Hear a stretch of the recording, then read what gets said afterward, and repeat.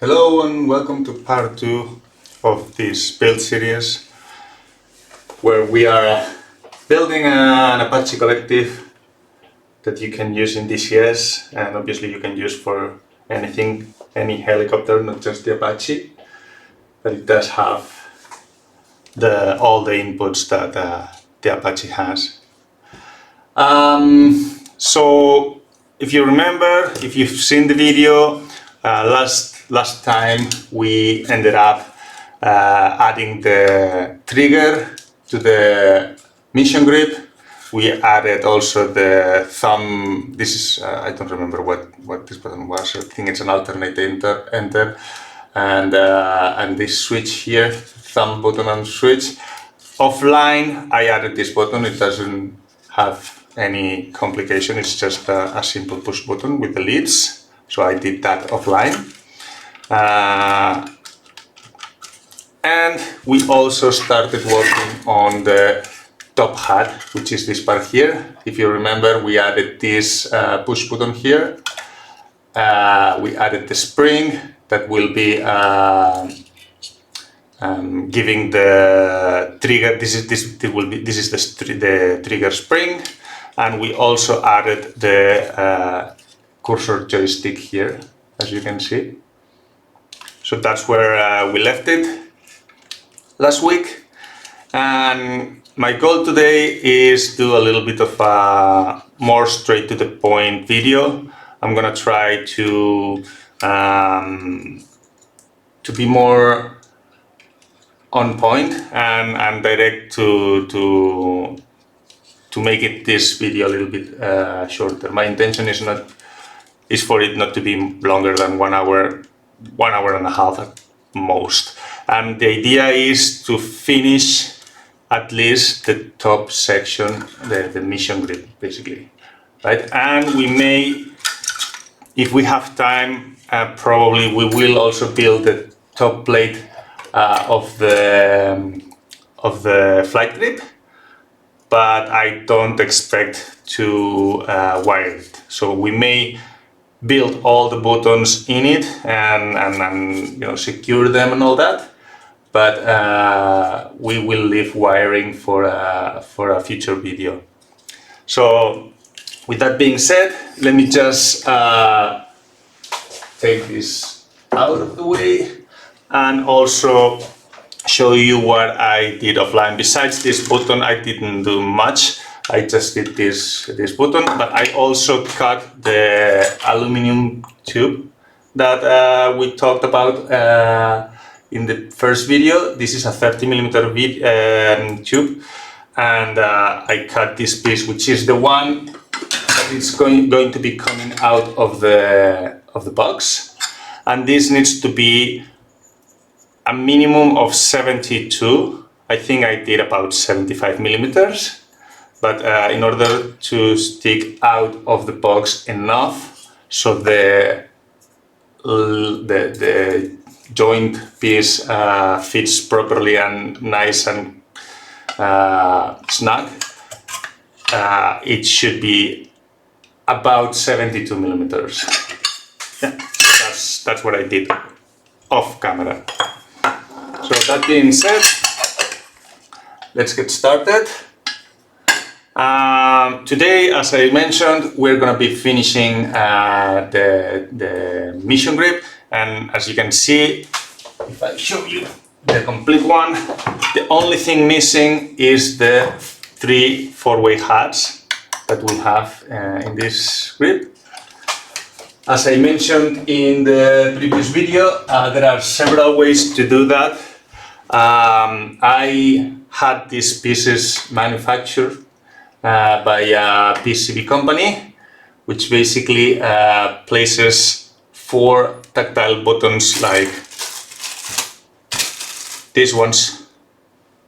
Let me just separate them. Like these ones, you just put 4 tactile switches, and then there's a rod or a pole or whatever you want to call it that pushes all the buttons. And I'm noticing now that I didn't print the ones, so we will not be able to fully finish it, but it will be 90% finished. I need to print those. I just realized that. There's a lot of 3D printed parts involved in this project, and yeah, you might find out at the moment you want to build something that you are missing one small piece, which is what I'm missing now. But it's not a big deal. We can still build it 95% and leave that for the next video. Don't worry. So as I was mentioning, we can do this. These are very inexpensive to produce in any PCB manufacturer. I bought 20 of these for less than €5, shipping included, and it makes life a lot easier. But there's also other options. So you can 3D print something like this. Let me show you one that I actually added the buttons already. So this, I linked the thing in Thingiverse. So this is an item that you can download and 3D print in Thingiverse, and there are a lot of options. So you can print this for 2-way switches like this one. You just put this in here, in between the 2 switches, and then you have a 2-way switch. But there are, in the same thing, there are options for 4-way switches that look a little bit like this one, but instead of just 2, they are round, and instead of 2, there are 4. And for this, you don't need a PCB to just solder the leads of the buttons from the bottom. So that is another option. It's a little bit more messy, but it's actually, we are going to be using some of them like for the 2- and 3-way switches. There is one of them that it's a 3-way, which is, well, actually it's not a 3-way, it's 2-way plus push button, which is this one. And this one, as you can see, is exactly the same as the 2-way switch that we are going to be using, but it has an additional piece at the bottom, and there's a switch that goes inside that space. This screws into the piece, and then you have 2 ways plus the push action. So those are the 2 ones that we are gonna be using. There is another option that is actually what I'm gonna be doing for going for in future projects, because it makes life easier. And this is this kind of buttons here, well, switches, which are 4-way switches plus push button. This one in particular is, I ordered it accidentally too small. It's a 7x7, but there are 10x10 switches, and as you can see, there is a pole in the middle. It has a 4-way throw for each side, and then a push action. So for the mission grip, we actually don't need the push action, but it's useful if you don't want to get into manufacturing PCBs, and it's easier to solder. And as I said, probably I will be doing using that for future projects, since I've actually already ordered a bunch of these. Although it's a little bit small, I've ordered as well some PCBs, and mounting them won't be very complicated. So that being said, let's start working on the 4-way switch. We will start with this one here, and you need, for this build, you will need 4 of them. There's 3 in the mission grip, and there's 1 more in the flight grip. So yeah, in this one here it comes a 4th one, so you will need 4 of these. So basically I'll just grab this PCB with my helping hands, just like that. And before I solder anything, let me show you this PCB. Let me see if I can focus this without being burnt. I think like that, you can see it a little bit like that. So there are 5 holes in here. One, it says G for ground, and then there's 1, 2, 3, and 4. So what basically what a 4-way switch is essentially 4 switches with 1 common ground. So if you, when we are going to do this, in this case it's a two-way, so it's 2 switches with 1 common ground. We will be soldering one of the legs of each button together, and then the other leg is going to be the signal. So for this you will need 1 common ground, and 2 input legs. So yeah, let's start with that. And as you can see, there's a mark for the buttons, a small square. So that's where the buttons are. Let me just show you. Let me solder one and show you. So what you will do is grab one of these buttons. This is a deep button with not SMD, so it has a through hole leg. Just bend them horizontally, just like that. And then place it with the button looking inwards. So there's the tactile push button. You pass the legs through the holes.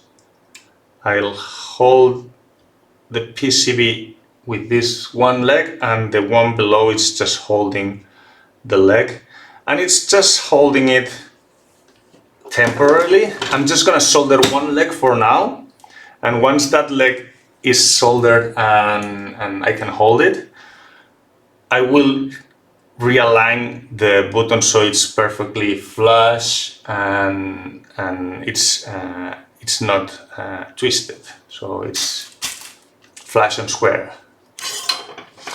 Sorry, give me a second. I just plugged my iron, so I need to wait until it heats. It reaches temperature. So it's gonna be a few seconds.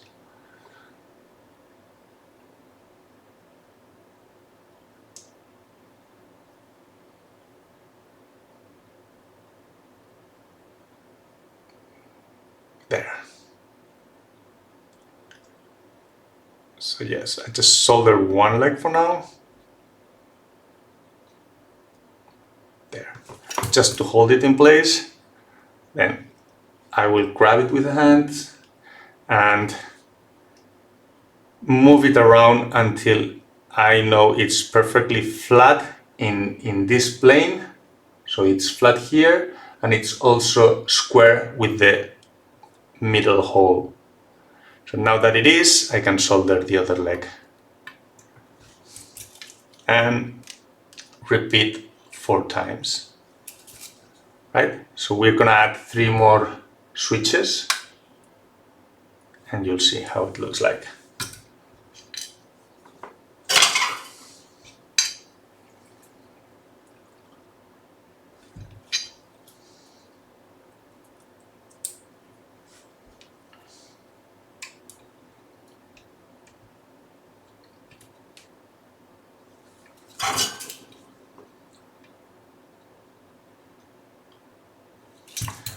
solder one leg, turn it around, and then I liquefy that leg again, solder on that leg to make sure it's flat and it's looking good, so I can solder the other leg.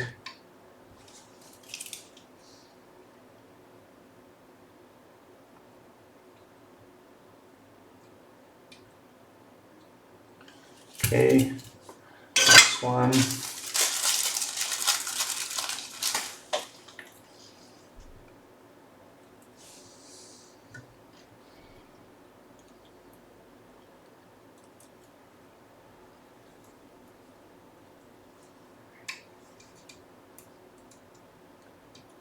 A pair of helping hands are almost a must for something like this.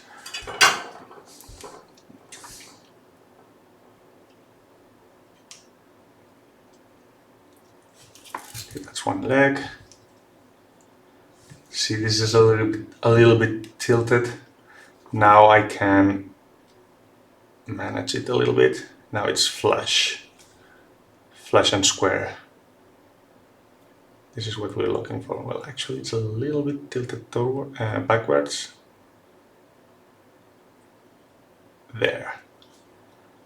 And now it's a little bit twisted.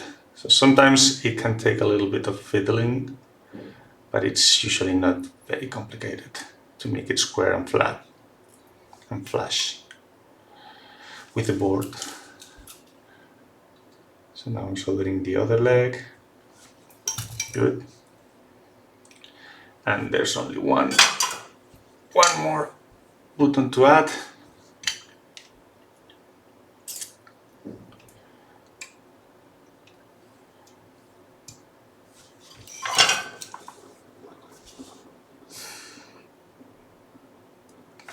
There.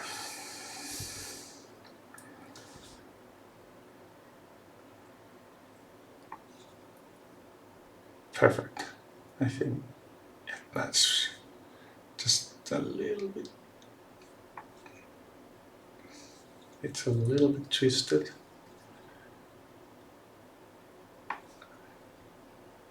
I think that's good. That's good. It doesn't need to be 100% perfect. Okay. So now that all the legs have been soldered, let me just clean the tip of my iron. As you can see, we have the 4 buttons soldered to it in a square shape. Next thing we want to do is remove the top legs. We won't need them. Hello! Homemade hat switch. Yes, long wheel. We are continuing the Apache build. So in this video we will be finishing the mission grip. Hopefully, well, not 100%, but we will be close. So to remove the top legs, you can either use, I think they are called snippers, this kind of scissors, but I usually prefer just to bend them back and forth, and it just takes a couple of strokes and they break off as such. It makes it so it's the legs are cut a little bit more flush with the button than with those snippers.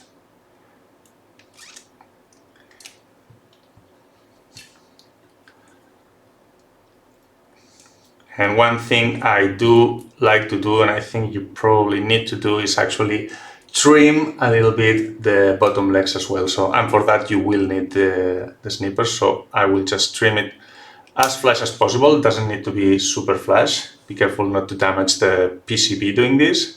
So don't get too crazy making them flush with the PCB. Just make them as much as you can. But the 3D printed part that goes with this is actually allowing for a little bit of room for soldering and for the legs.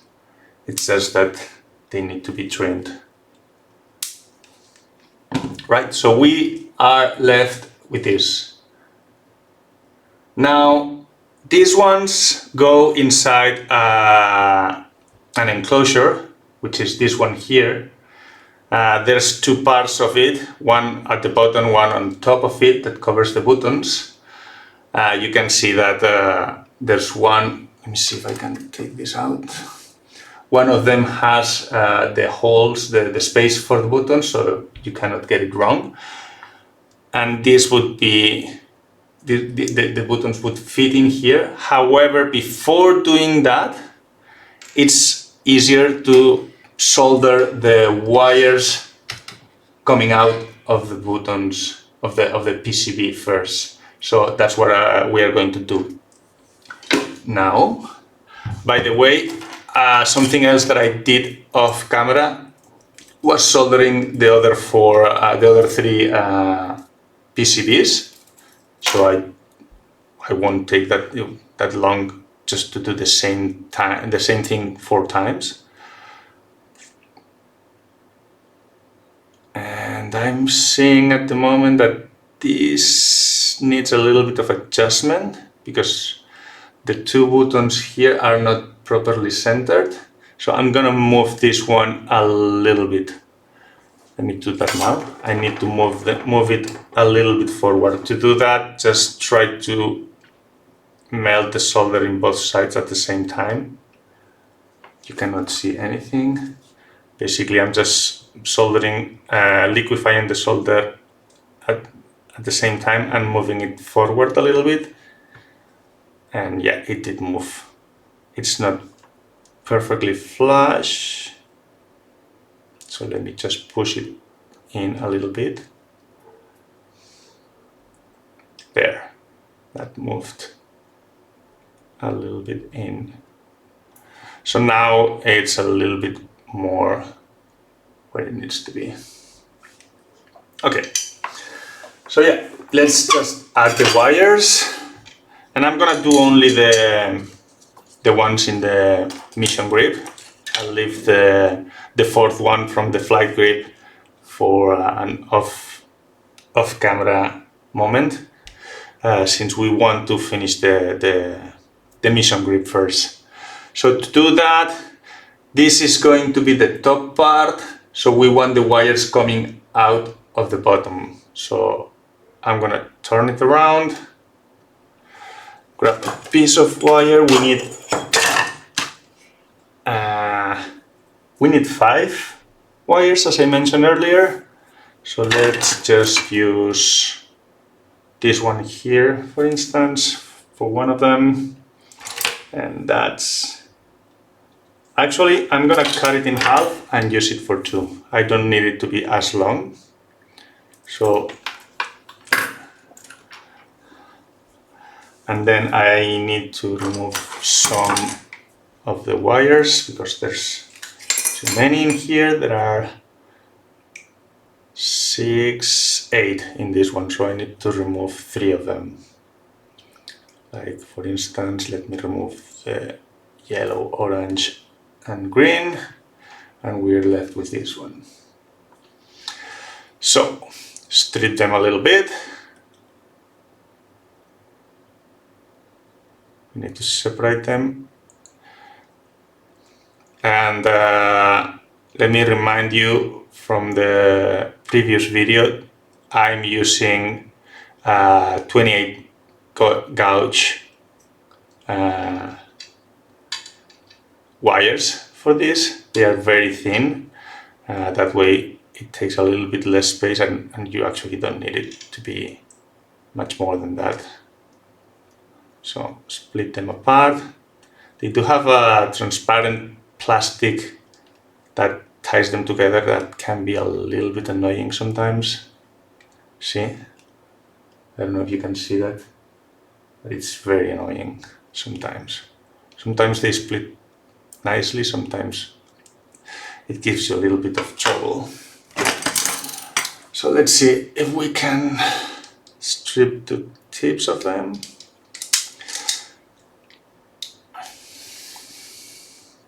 So the holes in here are, I'm not sure, I've never used the connector, but I think it's a 1mm Molex connector that use them. I don't have them and don't want to order Molex connections just for this. So I basically just solder wires directly to it. I can't be bothered buying connectors just for that. Once this is inside the device, our idea is we won't need to maintain it and we won't need to open it, hopefully. I mean, it is a 3D printed DIY project, so sometimes 3D printed parts can break and you may need to do some maintenance. But yeah, this is still not too bad. Let's do it like that. So now with all the wires stripped, I'm gonna pre-tin them, which is something that I've not always done because the holes in this PCB are so small that if you apply a little bit too much solder, then you won't be able to fit through the wires. But since they are very thin, also pre-tinning them helps fitting the wires without any strand of the individual wire going wild and making a bad connection with the nearby pad. So that would be bad. So I'm gonna pre-tin them, but very thinly pre-tin them, so there's not too much solder in them. In the past, I've sometimes just fit them. I mean, twisted the wires very well, so there are no loose strands, and just fed them through the holes. And apply solder directly to the pads with the wires without pre-tinning. And it doesn't matter what wires do you use for pins 1 to 4, but you do need to keep track on the ground. So I'm gonna just use the black one for ground, and that way when the time comes for wiring, I know that that's the one that I need to consider, because that's going to be common in all of them. The rest of them will be the individual inputs. And see, I have the blue wire. I don't know if you can see it, but it's a little bit split at the very end, and now it doesn't fit through the hole, or at least not easily. So what I can do, since it's a little bit long and I'm gonna be trimming this after solder it to the PCB, I'm just gonna cut the tip, which is the one that opened up a little bit, and now it should be able to go through. Yeah, there it is. So now it's a matter of fitting all the wires through. It's a little bit complicated task sometimes. Sometimes it's just better to try to fit them all at once, or just, because if you try to fit one that it's already in, well, sometimes it's a little bit challenging task. And I just noticed that the purple one also has an open tip, so I clip it just a very short amount, and now it's too short of a wire, so let me just cut a little bit of the insulation of the purple one. There, that will do. So now let's see if I can fit them.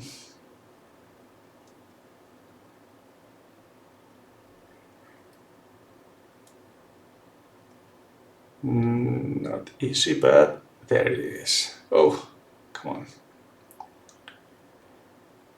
There. Okay, I have them all. Okay, so now it's a matter of trying not to get the wires loose or getting out of the holes now that I have them in. Let me see if I can hold them in a way that the wires do not come out. Okay, just I think like that. Okay, I don't know if you can see it, but now all the wires are through the holes. And since the holes are very close together, I don't always use flux to solder the pads because the solder that I use already has a flux core, so it's not too bad. These pins are very close together, so it can be done without flux. I've done it before. I don't have a especially thin tip, so if I've done it with this tip in the iron, almost anyone can do it. But for this one, I'm gonna apply flux, which helps with the flow of solder, and this will help the solder process to not so the solder not to get bridged between two pads, because they are very close together and very tiny, and it's very easy to get two of these pads together. And actually, it's not a bad idea once you've done this job to check with a multimeter that indeed no pads are touching together. See, I just bridged two pads, and I'm gonna have to somehow remove that bridge. Okay, let's see. So now, I don't know if you can see on stream, but pins 3 and 2 are bridged together. So let me clean the tip. And that's with flux. So without flux, it would be much easier to bridge them. Let's see if yeah, I think that's it. Okay, you're gonna be out of focus. I'm just gonna use the magnifying glass to check that everything looks correct. And I think it does. But as I said, I need to apply a little bit more solder in pin 3, just a tiny bit. I see it a little bit empty. There, perfect. It looks perfect from my point of view. Sorry, I got you out of focus.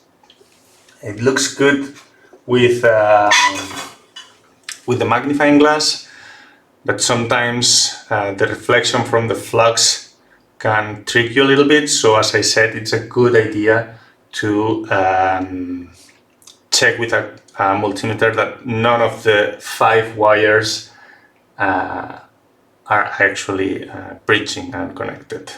So I'll do that later.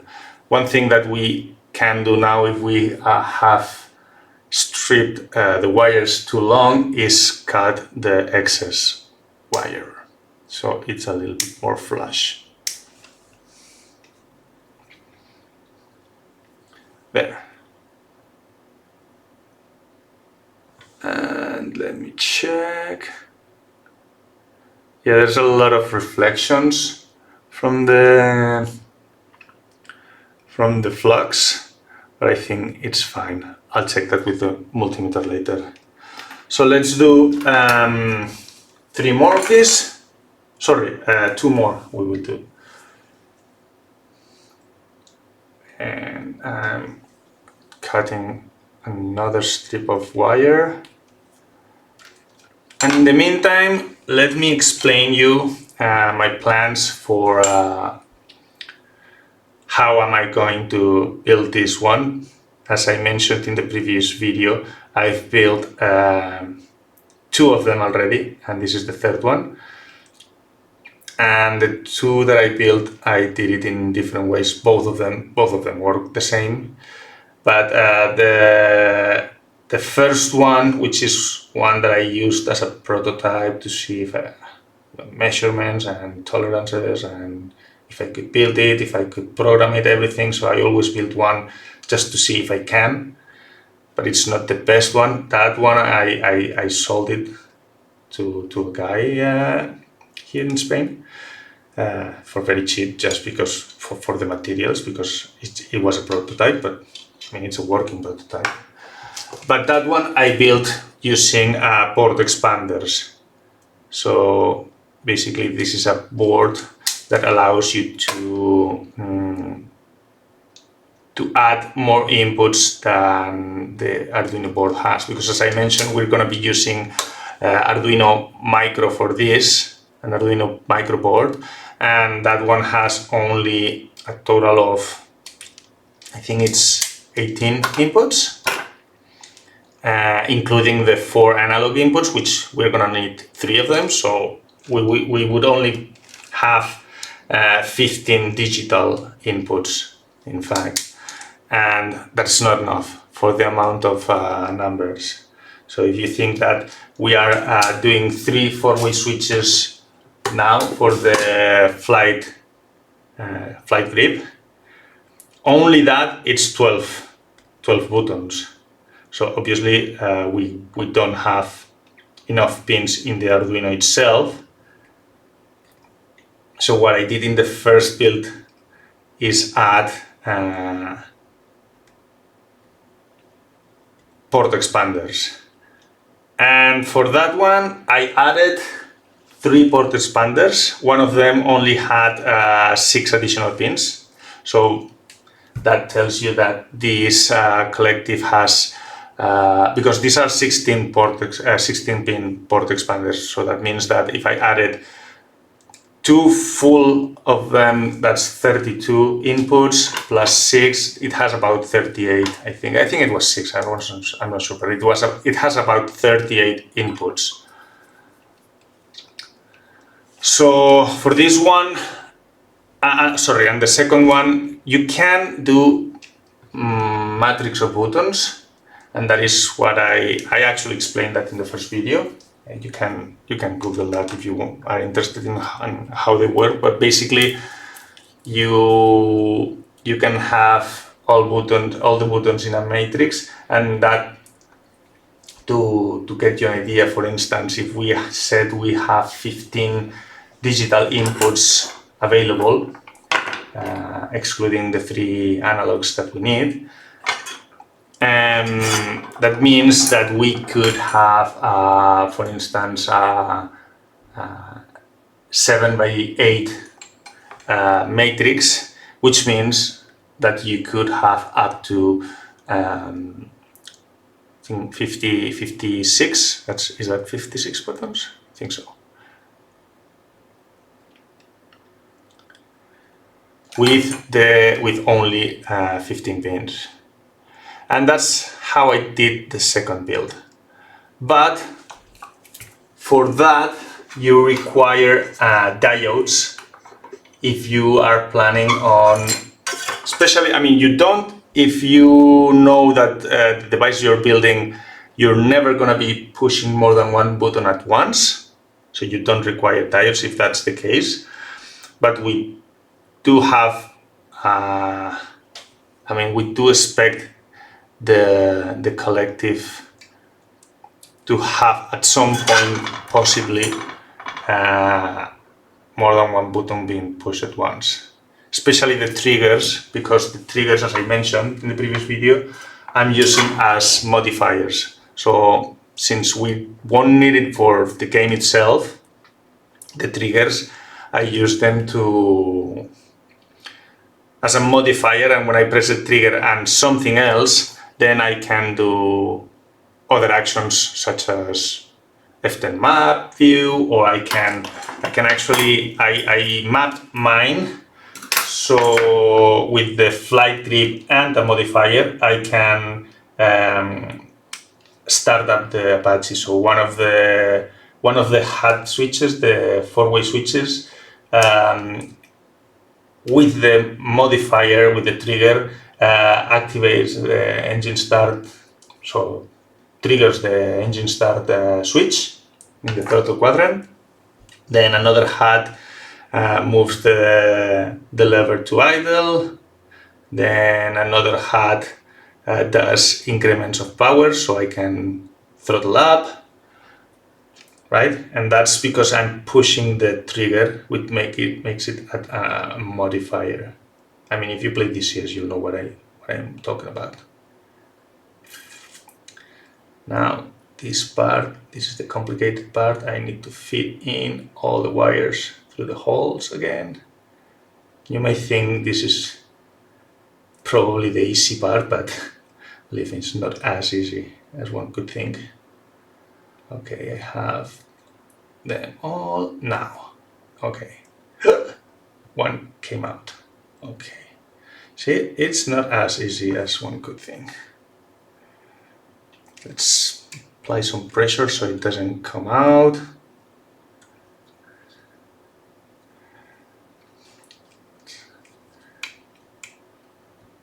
Okay, perfect.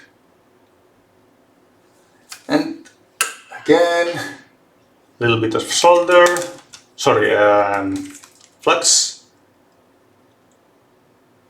And this flux, well, these and all the fluxes are very sticky. They are, so after we've soldered 3 PCBs, I will clean them up a little bit with API, isopropyl alcohol.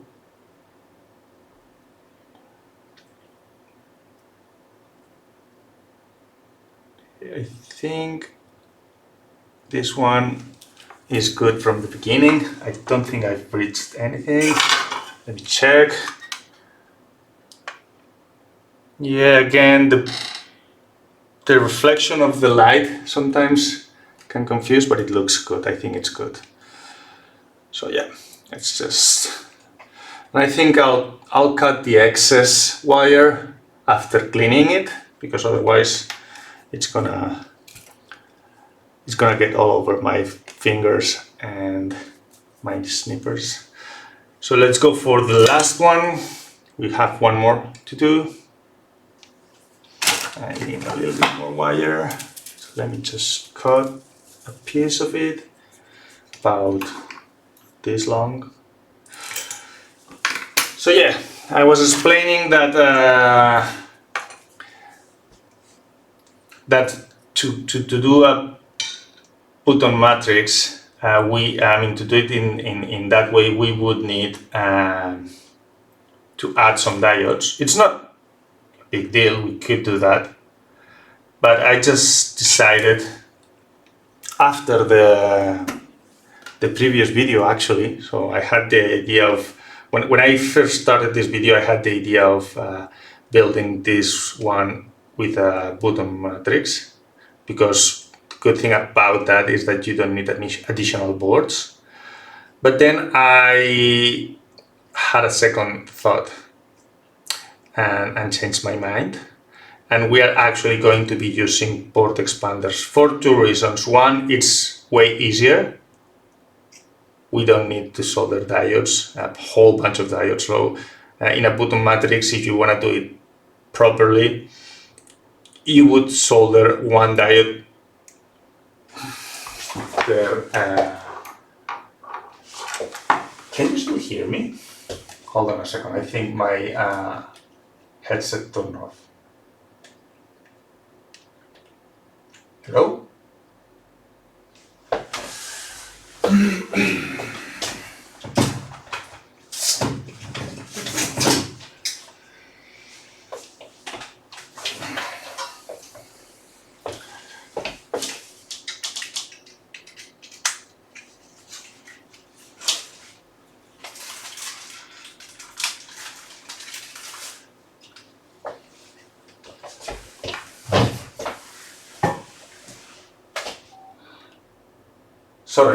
Sorry about that. I have a wireless headset and I think it ran out of battery.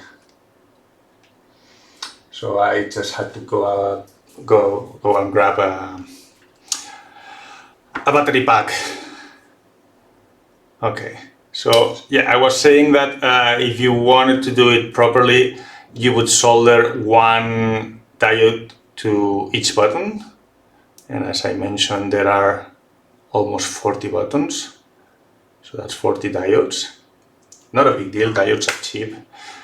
But this is a DIY project. I haven't designed a custom PCB, which would make it much easier, obviously. So the one that I am currently using is the one with the button matrix. Is actually, I did it soldering the diodes directly to the button legs. So that can be a little bit of a pain, especially if I'm trying to teach you. So I decided to go with the easier way, which is adding port expanders.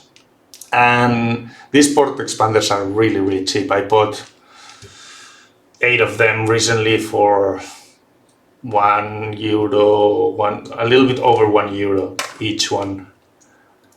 So it was 8 of them plus shipping. I think it was €11, something like that. So that makes it a lot easier. And also, the biggest problem that this build has is that there is not much space to place boards. So you may think, let me just show you. You may think that there's plenty of room in here. This is the middle, the flight grip, and you think, oh, there's a whole big cavity in here. Actually, it's not that big once you put the lid on it, and you have to think that this lid, well, this cover or this top section will have a whole bunch of buttons protruding out of it. So these two-way switches that we are going to be building later are going to be glued together in here. So we will have, yeah, as I said, like this one is the longer one. This one is protruding out of here, this one. So there's a whole bunch of pieces sticking out. And once you have all the buttons and all the wires soldered to that button, there's not that much space in here. The worst part of this build is actually feeding everything inside the case. So the one that I'm using only has one board. It comes, yeah, I think I glue it somewhere here, but it has a whole bunch of wires from all the buttons coming into that board and into this area. So because I decided to change that to use expansion boards, we're going to use 2 of them. One of the expansion boards is going to be inside the flight grip, and out of it only comes 4 wires come out of the expansion board. So we're going to be not saving space. I mean, we will still need a whole bunch of wires. I mean, there's going to be a whole bunch of wires inside the device, but at least we're going to distribute that space a little bit more. So we will have more boards, but it will be easier to distribute where they are. So for instance, so as I said, I'm going to be using one expansion board inside this space here, which we do have enough space, and 4 wires are going to be coming out of the bottom of this, which is coming into here, and we are probably going to have the Arduino Micro, which is this tiny board, somewhere hot glued here somehow. We'll see. And there's another expansion board, and I'm thinking maybe I can put it, yeah. So the other expansion board, so if we see the 2 halves, I will probably fit it somewhere there. We'll see. I could even, I don't know, we'll see. I'm improvising a little bit, as you can see. So, but as I said, I already built 2 of them, so don't worry, we will figure it out. Okay, let's go back to soldering. The last of the 3 4-way switches. I said I would not be rambling as much today and go a little bit more straight to the point, and looks like I can't do it. Okay,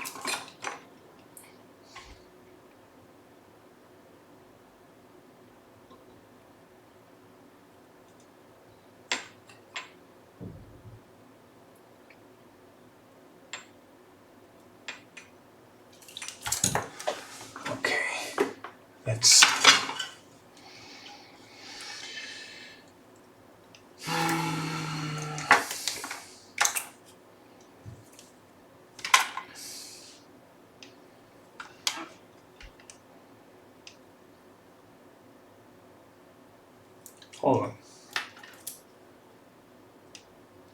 Okay. I have to take note, I did it the other way around. So black is actually not ground, but blue. I have to take note that blue is ground. Doesn't matter. You just need to know which one is ground. So let's just keep consistent and do this the same way as the other two.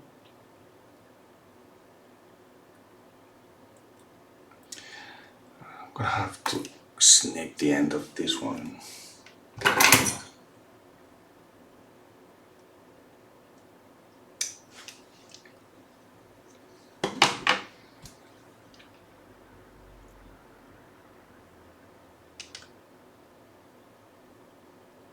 Okay, 3 of them are in. Now none of them are in. But yeah, see, it's not as easy as you could think. They are very tiny holes.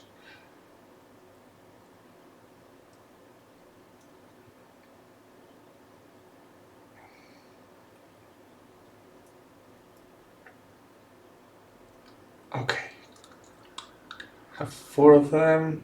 Maybe I can fit the last one there. Apply some pressure so the wires don't come out.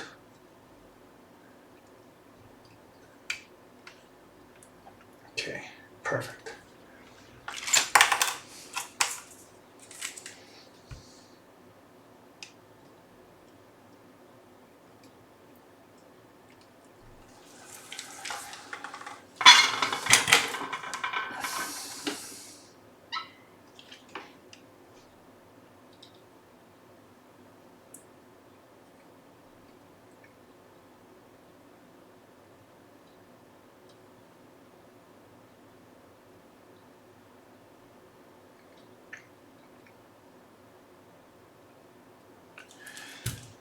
Okay, let me just push a little bit the white one out because I think it dropped a little bit.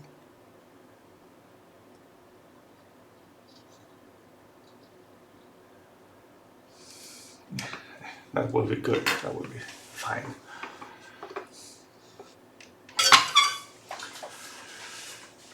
One hour already, oh my gosh. And I thought it was going to be a shorter one. Okay, that looks good. Let me take this out. We're not gonna need it anymore. We're not gonna need floods anymore for now. Let me just put it away.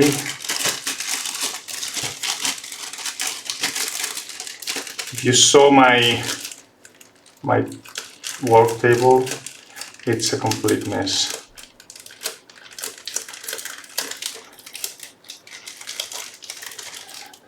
You gotta be thankful that I actually zoomed in the camera because yeah, it's a total mess. So now we have the 3 4-way switches. I have a toothbrush, isopropyl alcohol, 99%, I think it is, or 97, I don't remember.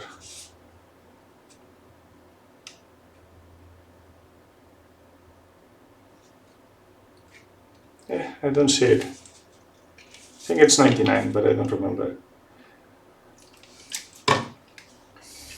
And clean the flux out of it. It's very sticky. You could leave it. It's not gonna, I mean, it's not conductive or anything, but it's just a mess. It's super sticky.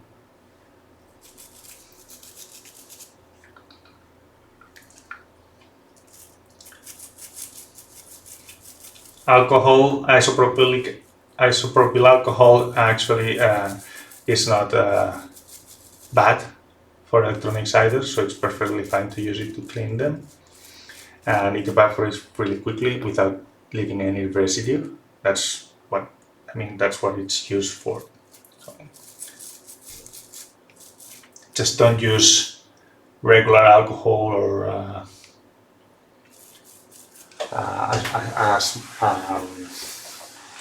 smaller percentage. Like you can find easily readily available 70% isopropyl alcohol and very cheap, but I would not recommend you using that. I cannot see the percentage. That's weird. Yeah. Okay, we're done with this. Now let's test it. I have a multimeter here. Just grab the leads. And there's only one actually of them, of the three, but I have a little bit of doubt. So let me try that. Okay. Perfect. Let me grab the helping hands again.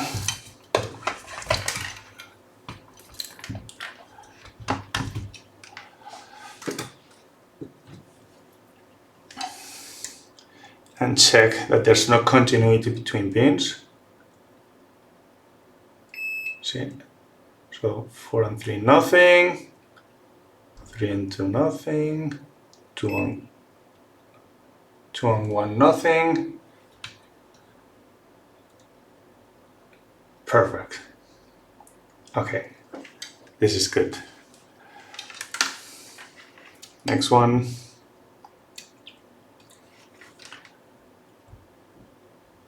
So if I touch, leaves. Okay, this is good. Okay, this one looks good as well. And the last one, I need to trim the ends of the wires, by the way. Nothing, nothing, nothing, and nothing. Okay, this is good. Okay, so now we're gonna be mounting cases of switches. So let me just trim. You can see some of the wires are a little bit long, so let me just trim them a little bit. These are the ones that I already trimmed, and then this one there. Good. I think we're good. Okay, so as I was mentioning, these are the cases. I have, I think, enough of them. Yes. Where are the other halves? I have several colors. I just use whatever filament I have in the printer.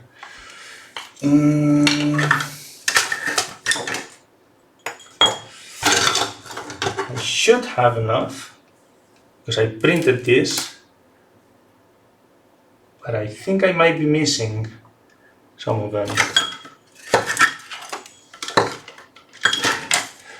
This is because as I said, my desk is a mess. I'm sure I printed them, but who knows where they are. So let's just do the ones that I have and see if I can find the rest of the pieces later. So yeah, basically, as I said, there's one top part that goes all over the buttons, and this is a tight fit, sorry, here you can see. Sometimes you can just push it in, and this one is an example. There's a small gap in between the PCB and the top piece, but it doesn't matter anymore very much, so that's fine. But sometimes you may need to. I've sometimes even used pliers, but it looks like I did it very nice this time because they fit by hand. So we have the top ones and then the bottom ones, the bottom parts. As you can see, there are some, I don't know how to call it, some grooves to allow for a little bit of solder in them. So as you can see, even though we trim them flat, but there is still a little bit of room if you left a little blob of solder there. And this need to be screwed together. For that, I'm using a set of M2 screws. Let's see what lengths are going to be good for us. I'd say probably 12. So this would be like that.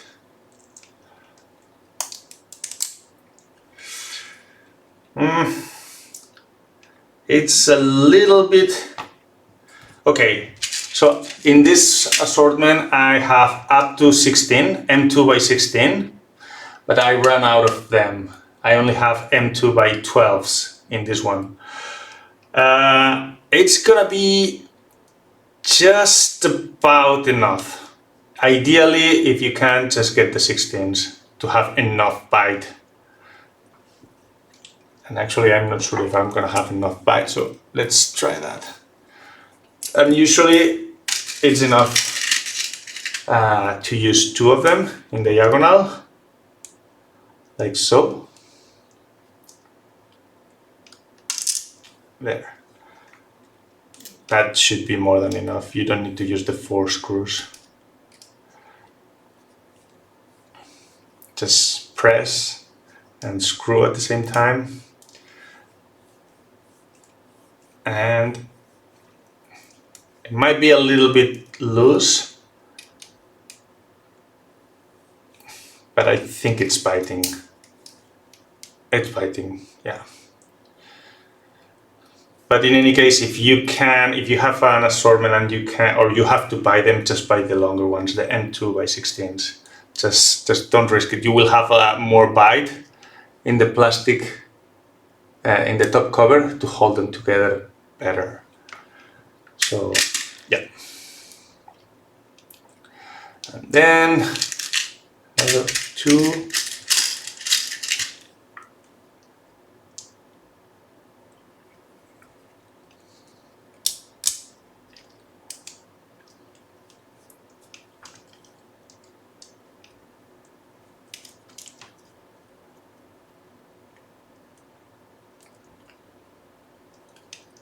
Sometimes you need to give them a little bit of a help push.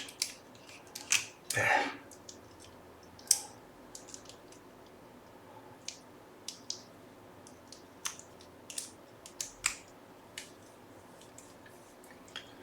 And this one actually it's going to be, let me just push the top part together a little bit more with some pliers, and be careful not to mess too much with the PCB, but in order for the screw to bite, I need this top part to be closer to the PCB.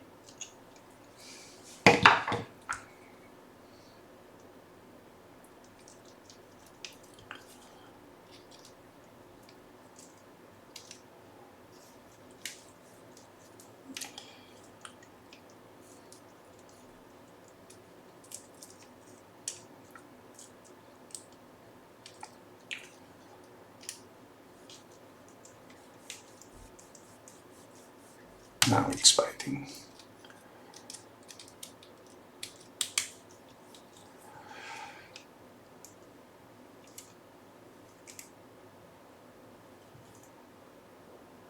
Yeah, this one is biting as well. So let me tighten this one a little bit more.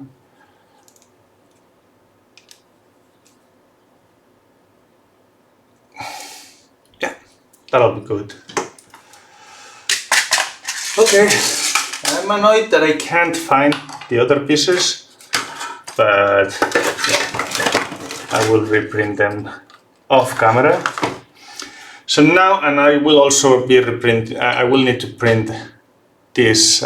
These ones are not for the 4-way switches. These ones are for the 2-way switches, like these ones.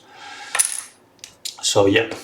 So now we could actually screw this to the top, and actually we are going to do that because the rod that goes inside we can fit through this hole.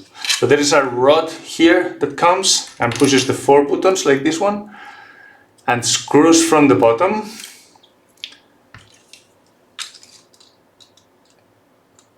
So yeah, like so. We will screw the 4-way switches here in all the 3 holes, and then yeah, we will be able to do some soldering to the expansion board. I think I'm gonna leave this here for now. In the next video, I will have everything ready to start wiring the top hat and the mission grip, and yeah, we will start wiring some things. Thank you very much. Sorry for the improvised short stream, and yeah, I'll catch you up later. Have a good day.